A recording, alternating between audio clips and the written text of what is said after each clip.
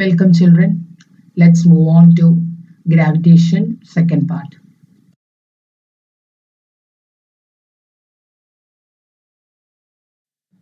ഇപ്പം നമ്മൾ കണ്ടു യൂണിവേഴ്സിലെ എല്ലാ ഓബ്ജക്ട്സും തമ്മിൽ ഒരു അട്രാക്റ്റീവ് ഫോഴ്സ് ഉണ്ട്, ഗ്രാവിറ്റേഷണൽ ഫോഴ്സ് എന്ന് നമ്മൾ പറയും അല്ലേ. അപ്പൊ അങ്ങനെയാണെങ്കിൽ earth is always attracting bodies objects towards it. അപ്പൊ അതും ഏത് ഫോഴ്സ് കൊണ്ടാണ്? ഗ്രാവിറ്റേഷണൽ ഫോഴ്സ് കൊണ്ടാണ്.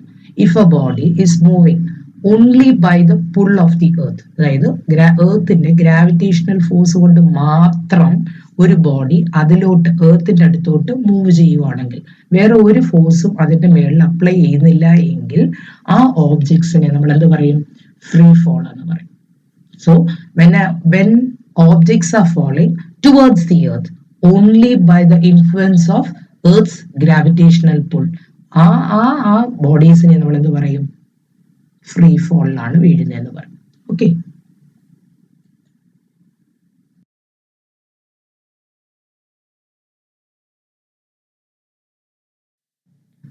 so when a body is falling towards the earth, അതിന് എന്തുണ്ടാകും? ഡയറക്ഷന് വ്യത്യാസമേ ഇല്ല. എർത്ത് ആണ് അതിനെ അട്രാക്ട് ചെയ്യുന്നത്, അതുകൊണ്ട് എർത്തിലോട്ട് അത് മൂവ് ചെയ്യുന്നു അല്ലേ. there will be change. അതിന് എന്ത് കാണും? വെലോസിറ്റിക്ക് വ്യത്യാസം ഉണ്ടാകുന്നുണ്ട്. വെലോസിറ്റിക്ക് വ്യത്യാസം വന്നാൽ ആക്സലറേഷൻ ഉണ്ടാകും. So when a object is moving towards the earth, അതിനൊരു ആക്സലറേഷൻ ഉണ്ടായി. ആ ആക്സലറേഷൻ എന്തുകൊണ്ടാണ് ഉണ്ടായത്? by the help of the earth's gravitational force. അതുകൊണ്ട് ഈ ആക്സലറേഷൻ പറയുന്ന പേരാണ് ആക്സലറേഷൻ ഡ്യൂ ടു ഗ്രാവിറ്റി.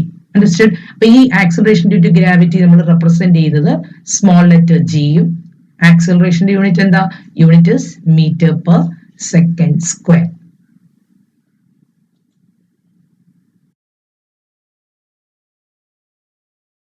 ഇപ്പൊ നമുക്ക് എർത്ത് ആണ് ഇതെന്നിരിക്കട്ടെ. എർത്തിന്റെ മേളിലൊരു ഓബ്ജക്റ്റ്.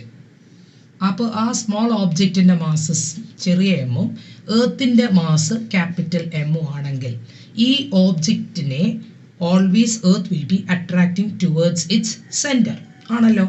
ന്യൂട്ടന്റെ യൂണിവേഴ്സൽ ലോ അനുസരിച്ച് there is a force and that force is gravitational force between them and we know that it is g into mass of the two bodies. ആദ്യത്തെ mass capital M, ചെറിയ ബോഡിയുടെ mass small M by ഇവർ തമ്മിലുള്ള distance എന്ന് പറഞ്ഞാൽ it is towards the centre of the earth. അത് radius of the earth അല്ലേ? അങ്ങനെയാണെങ്കിൽ R square.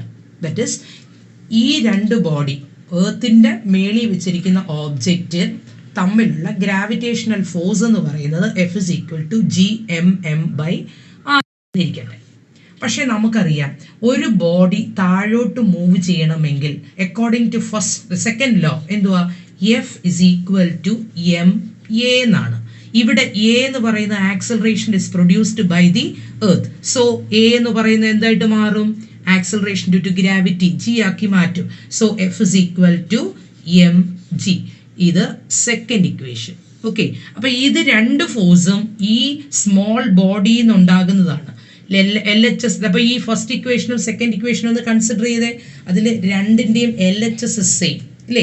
F is equal to G M M by R square. അടുത്തത് F is equal to M G. Left hand side equal ആയതുകൊണ്ട് നമുക്ക് right hand side equate ചെയ്യാമല്ലോ. That is G M M by R square is equal to M G അല്ലേ? ഇവിടെ രണ്ടുപേരും common ആയിട്ടുള്ളത് ഏതാ? mass of the body. അതങ്ങ് cancel ആയി പോവും. അപ്പോൾ acceleration due to therefore acceleration due to gravity will be equal to capital G capital M by R square. What is capital G? It is the gravitational constant. വ്യത്യാസമില്ല. What is capital M? It is the mass of the earth. അതിനും വ്യത്യാസമില്ല. What is capital R? R is the radius of the earth. അതിന് മാത്രം ചെറിയൊരു വ്യത്യാസമുണ്ട്. എന്തുവാ? Earth that is earth നമ്മൾ പഠിച്ചിരിക്കുന്നത് earth is not a correct sphere അല്ലേ? കറക്റ്റ് സ്ഫിയർ ആണോ? അല്ല. അതിന്റെ equatorial radius will be more and the polar radius will be less. അപ്പൊ ഇക്വറ്റോറിയൽ റേഡിയസ് കൂടുതലും പോളാർ റേഡിയസ് കുറവുമാണ്. അപ്പൊ നമ്മുടെ ഡിനോമിനേറ്റർ ഇക്വറ്റോറിയൽ റേഡിയസ് ആകുമ്പോൾ ഡിനോമിനേറ്റർ കൂടും. ഡിനോമിനേറ്റർ കൂടുമ്പം ജി കുറയും. പോളാർ റേഡിയസ് ആകുമ്പോൾ റേഡിയസ് കുറവാണ്. അപ്പം ഡിനോമിനേറ്റർ കുറയുമ്പം നമ്മുടെ ആക്സിലറേഷൻ ഡ്യൂ ടു ഗ്രാവിറ്റിക്ക് അത് സബ്സ്റ്റിറ്റ്യൂട്ട് ചെയ്യുമ്പോൾ എന്ത് വരും? ആക്സിലറേഷൻ ഡ്യൂ ടു ഗ്രാവിറ്റി കൂടും. അപ്പം acceleration due to gravity is not same all over the earth. It depends upon this denominator that is radius. But anyway നമ്മൾ ആ റേഡിയസിന്റെ ആവറേജ് വാല്യൂ എടുത്താണ് ജി കാൽക്കുലേറ്റ് ചെയ്യുന്നത്.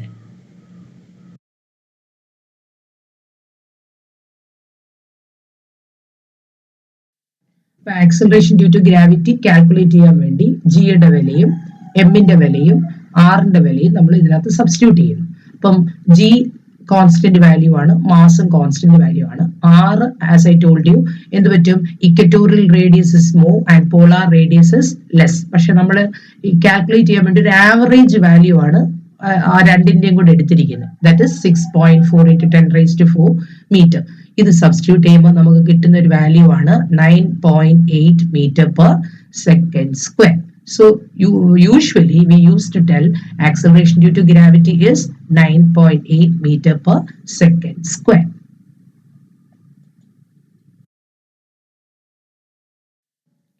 That is acceleration due to gravity equation നോക്കിക്കേ, gm/r². ഈ മൂന്ന് value g, m, r എർത്തുമായിട്ട് ബന്ധമുള്ളതാ. It is not depending upon the mass of the body which we have taken. നമ്മൾ എടുത്തിരിക്കുന്ന ബോഡി ഹോളോ ആകാം, solid ആകാം, വലുതാകാം, ചെറുതാകാം, എന്തായാലും it is not depending on the mass. അപ്പം ഗലീലിയോ ലീനിങ് ടവർ ഓഫ് പിസയിൽ വെച്ച് കുറെ എക്സ്പെരിമെന്റ് നടത്തി അവസാനം പ്രൂവ് ചെയ്തത് എന്താ? The acceleration due to gravity is acting same on all the bodies. It doesn't depend upon the mass of the body. So the body will be falling at the same rate itself, engota towards the earth.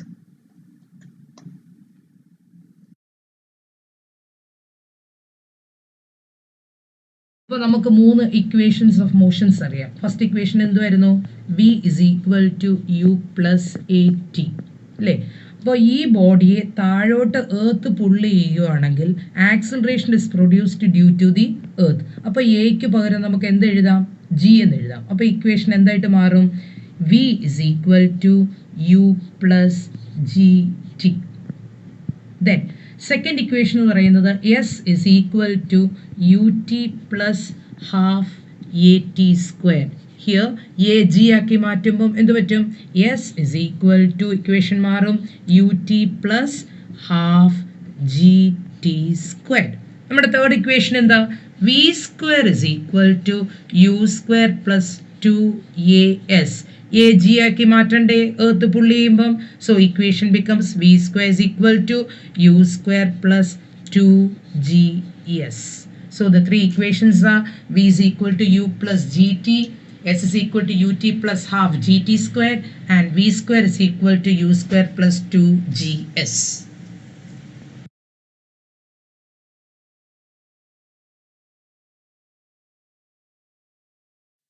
Equations നമ്മൾ മൂന്ന് കണ്ടു. എന്തുവാ? p = u + at. ആ എന് പകരം ജിയുടെ value ഇടുമ്പോഴാണ് അപ്പൊ equation നമ്മൾ G T എന്ന് മാറ്റി എഴുതിയൊന്നും വേണ്ട. ആ ജിയുടെ വില എർത്ത് പുള്ളി ചെയ്യുവാണെങ്കിൽ എക്ക് പകരം ജിയുടെ വാല്യൂ ആണ് നമ്മൾ ഇടുന്നത്. അതറിയാൻ വേണ്ടിയാണ് v = u + gt എന്ന് നമ്മൾ പറഞ്ഞത്. പിന്നെ s = ut + ½ gt². Third equation v² = u² + 2gs. ഇത് എർത്തിന്റെ ആക്സിലറേഷൻ ഡ്യൂ ടു ഗ്രാവിറ്റി കൊണ്ട് മൂവ് ചെയ്യുവാണെങ്കിൽ മാത്രം. അപ്പോൾ തന്നെ ഒന്ന് ഓർക്കുക, പ്രോബ്ലം ചെയ്യാൻ വരുന്നതാണ്. ഓർക്കുക, ബോഡി മേളീന്ന് താഴോട്ട് എർത്തിന്റെ അങ്ങോട്ട് എർത്തിന്റെ പുള്ളിന്റെ അതേ ഡയറക്ഷനിൽ മൂവ് ചെയ്യുകയാണെങ്കിൽ ആക്സിലറേഷൻ എന്ന് പറയുന്നത് പോസിറ്റീവ് ആയിരിക്കും, +g ആയിരിക്കും, അല്ലെ പ്ലസ് വാല്യൂ ആയിരിക്കും. പക്ഷെ നമ്മൾ താഴേന്ന് മേലോട്ട് എറിയുകയാണെങ്കിൽ, താഴേന്ന് മേലോട്ട് മൂവ് ചെയ്യുന്ന സമയമാണെങ്കിൽ എർത്തിന്റെ ഗ്രാവിറ്റേഷൻ പുള്ളിന്റെ അല്ലെങ്കിൽ എർത്തിന്റെ ആക്സിലറേഷന്റെ ഓപ്പോസിറ്റ് ആയിട്ട് മൂവ് ചെയ്യുകയാണെങ്കിൽ അവിടെ acceleration will be taken as negative. Problem ചെയ്യുമ്പോൾ പ്രത്യേകം ഓർക്കണം.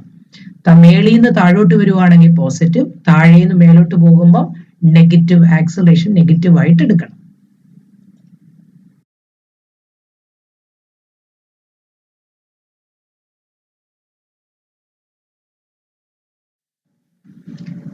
എന്താണ് മാസ്? ഒരു ബോഡിയുടെ മാസ് എന്ന് പറഞ്ഞാൽ എന്തുവാ? Mass is the amount of matter contained in that body.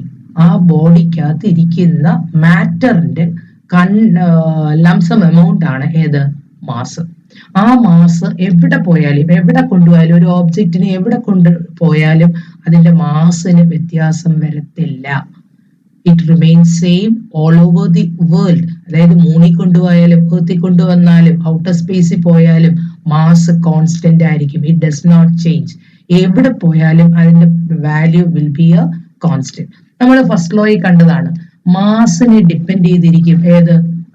Inertia. Mass കൂടുതലാണെങ്കിൽ എന്ത് പറ്റും? ഇനേർഷ്യയും കൂടും. So mass is the measure of mass of an object is the measure of its inertia. Inertia കൂടുതലാണെങ്കിൽ മനസ്സിലാക്കിക്കോണം, അതിന്റെ മാസ് കൂടുതലാണ്. മാസ് കുറവാണെങ്കിൽ അതിന്റെ inertia കുറവായിരിക്കും.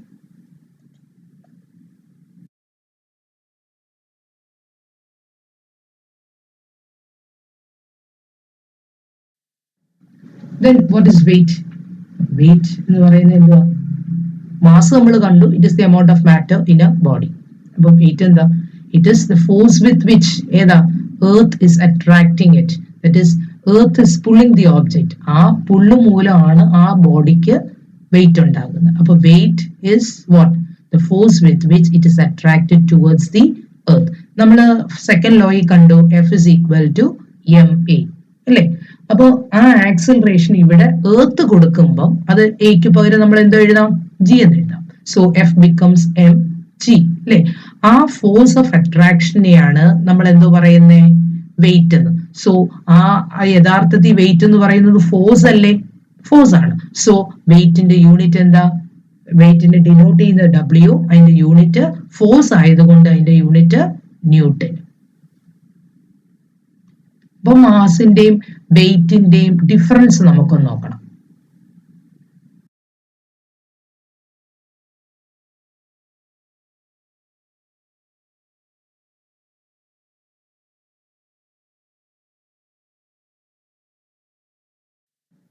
So let's see what is the difference between mass and weight. First one, അതിന്റെ definition അല്ലേ? എന്തോ mass? Mass എന്ന് പറയുന്നത് is the quantity of matter present in it, contained in it. What is weight then? It is the force with which the earth attracts the body towards its center. Mass in the unit kilogram. Weight in the unit, weight എന്ന് പറയുന്നത് force ആണ്, താഴോട്ട് apply ചെയ്ത force ആണ്. So അതിന്റെ unit newton. ഫോഴ്സിന്റെ unit newton അല്ലേ? Then mass place എവിടെ കൊണ്ടുപോയാലും മാസിന് ചേഞ്ച് ചെയ്യില്ല. വെയിറ്റ് ജി പലയിടത്തും പലതാണ്. ഡിപ്പെൻസ് അപ്പോൺ ദി ഡിനോമിനേറ്റർ എന്ന് പറയുന്ന ഡിസ്റ്റൻസ് ആണ് അല്ലെങ്കിൽ റേഡിയസ് ആണ്. Depending upon that value will be changing. As the value G is changing, weight also will be changing. Weight cannot be a constant value. പിന്നെ നമ്മൾ mass അളക്കാൻ ഉപയോഗിക്കുന്നത് common balance അല്ലെങ്കിൽ ബീം ബാലൻസ് അല്ലെങ്കിൽ physical balance. പക്ഷേ weight അളക്കാൻ ഉപയോഗിക്കുന്നത് spring balance. Spring balance ഏതാ? അറിയാലോ. ഇതൻ മാസ് ഇസ് സ്കെയിലാർ ക്വാണ്ടിറ്റി. അതിന് എന്തേ ഉള്ളൂ? വാല്യൂ മാത്രമേ ഉള്ളൂ, ഡയറക്ഷൻ ഇല്ല. Weight is a vector quantity. അതിന് എന്തുകൊണ്ട്? That is A physical quantity which has both magnitude and direction. Value ഉണ്ട്, ഡയറക്ഷനും ഉണ്ടെങ്കിൽ അതിനെ വെക്റ്റർ ക്വാണ്ടിറ്റി എന്ന് പറയും.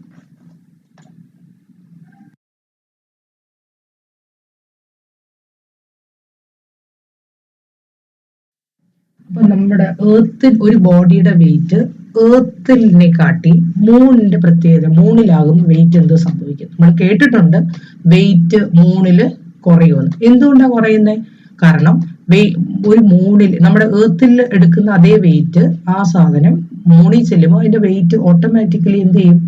മൂണിന്റെ ഗ്രാവിറ്റേഷണൽ ഫോഴ്സ് അനുസരിച്ച് മാസിന് ചേഞ്ച് ഇല്ല അല്ലെ? ഇവിടെ ഉള്ള ബോഡി മൂണിൽ ചെല്ലുമ്പോൾ മാസിന് ചേഞ്ച് ഇല്ല.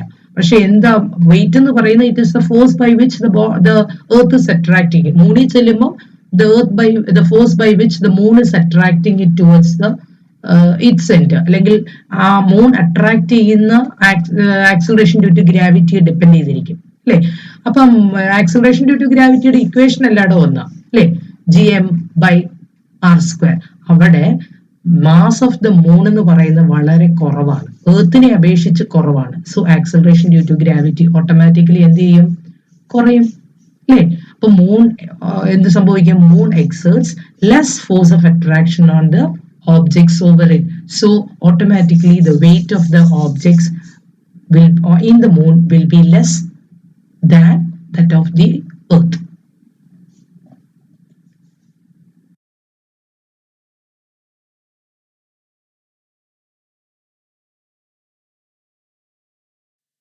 The mass of the earth, radius of the earth, mass of the moon, radius of the moon തന്നിട്ടുണ്ട്. അത് വെച്ച് യൂണിവേഴ്സൽ ലോ അനുസരിച്ച് കൊടുത്താൽ വെയിറ്റ് ഓൺ ദ മൂണും വെയിറ്റ് ഓൺ ദി എർത്ത് നമുക്ക് സബ്സ്റ്റിറ്റ്യൂട്ട് ചെയ്ത് കണ്ടുപിടിക്കാൻ പറ്റും. ഇപ്പൊ സബ്സ്റ്റിറ്റ്യൂട്ട് ചെയ്യുമ്പോൾ ഗ്രാവിറ്റേഷൻ കോൺസ്റ്റന്റ് മാറ്റണ്ട, അത് രണ്ടുപേർക്കും സെയിം ആയതുകൊണ്ട് ജി എന്ന് ഇടുന്നു, വാല്യൂ ഇടുന്നില്ല. പിന്നെ ഒരേ ബോഡിയുടെ മാസ് അല്ലേ നമ്മൾ എർത്തിലും മൂണിലും കണ്ടുപിടിക്കുന്നത്, അതുകൊണ്ട് ആ ബോഡിയുടെ മാസ് എന്തും ആകാം, നമ്മളത് എം ആയിട്ട് എടുക്കുന്നു. അപ്പൊ weight on the moon by weight on the earth ചെയ്താൽ നമുക്ക് എന്ത് കിട്ടും? ഏകദേശം 1/6 എന്ന് കിട്ടും അല്ലെ. 1/6 മീൻസ് എർത്തിന്റെ വെയിറ്റിൽ എത്ര വെയിറ്റ് ഉണ്ടോ അതിന്റെ 1/6 പാർട്ട് എവിടെ ഉള്ളൂ? മൂണിലുള്ളൂ.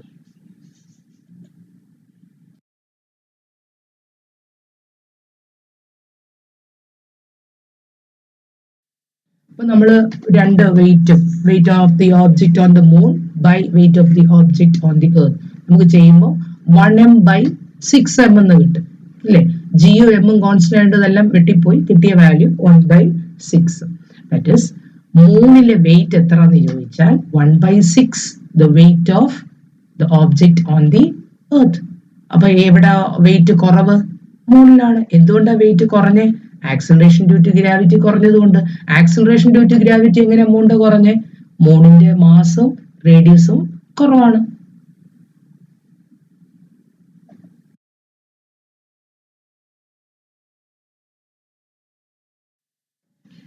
നമ്മൾ എന്താ കണ്ടേ? First one we saw about free fall അല്ലെ. ഫ്രീ ഫോൾ എന്തുവാ? when an earth is applying a force towards an object and if it is not exerted by any other force, വേറെ ഒരു ഫോഴ്സും എക്സേർട്ട് ചെയ്യുന്നില്ല, എർത്തിന്റെ ഒറ്റ ഫോഴ്സ് കൊണ്ട് അത് താഴോട്ട് മൂവ് ചെയ്യുവാണെങ്കിൽ അതിനെ ഫ്രീ ഫോൾ എന്ന് പറയും. അപ്പൊ എർത്തിന്റെ മാത്രം ഫോഴ്സ് കൊണ്ടാണ് അത് മൂവ് ചെയ്യുന്നത്. അപ്പം ആക്സലറേഷൻ എവിടുന്നാ കൊടുത്തത്? എർത്താണ് കൊടുത്തത്. അതുകൊണ്ട് ആ ആക്സലറേഷൻ എന്തോ പറയും? ആക്സലറേഷൻ ഡ്യൂ ടു ഗ്രാവിറ്റി എന്ന് പറയും.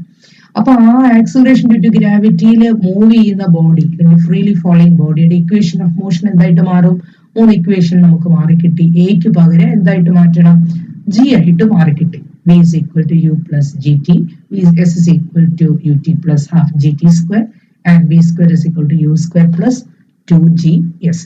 എർത്തിന്റെ അതേ മോഷൻ, എർത്തിന്റെ അട്രാക്ഷന്റെ അതേ ഫോഴ്സിലാണ് ഡയറക്ഷനിലാണ് മൂവ് ചെയ്യുന്നെങ്കിൽ, ബോഡി മൂവ് ചെയ്യുന്നെങ്കിൽ അത് പോസിറ്റീവ് ജി ആയിട്ട് എടുക്കും. അല്ല എങ്കിൽ താഴേന്ന് മേലോട്ടാണെങ്കിൽ ഓപ്പോസിറ്റ് ഡയറക്ഷൻ, അങ്ങനെയാണെങ്കിൽ നെഗറ്റീവ് ജി ആയിട്ട് എടുക്കും. പ്രോബ്ലം ചെയ്യുമ്പോൾ ഓർത്തിരിക്കണം.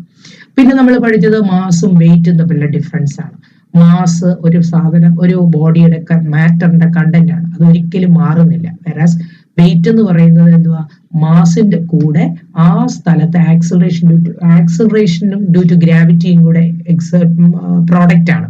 അപ്പൊ acceleration due to gravity change ചെയ്യുന്നതനുസരിച്ച് വെയിറ്റ് മാറാം.